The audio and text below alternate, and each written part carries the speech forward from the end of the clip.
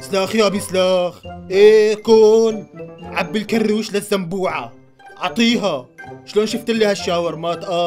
ظريفة مو هيك؟ ايه والله يابي شي بشهي كتير، من زمان كان لازم تجيبنا لهون يابي. هذا محل شكله فاتح جديد، مالك شايف ما في غيرنا؟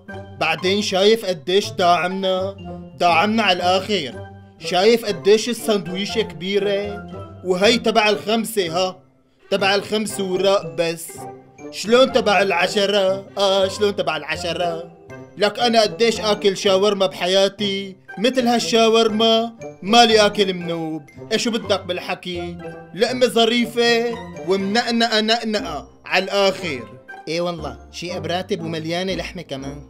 باينتو هذا الصفوري كريم كتير، داعمنا على الاخر باللحمة، حاشيها حشي للسندويشة. لا تنسى تاخد لاخواتي يابي مشان ما يزعلوا. ولا يهمك، هلا بناخذ لهم كم سندويشة نحن وطالعين. بس كأنه اللحمة مو مستوية منيح يابي، في شي عم يشط ويمط. شو هذا؟ ما بعرف شو داحشين باللحمة، تقول دولاب سيارة مو هيك يابي. بس بدي اكلها، شنو طيبة كتير، اطيب اكلة اكلتها بحياتي كلها. غمض عيونك لك يا يابي وسلاخ سلاخ. المهم شاورما، والاهم انها رخيصة كتير. لك اذا بتدور الشام كلها كلها ما بتلاقي سندويشة ب5 وراء.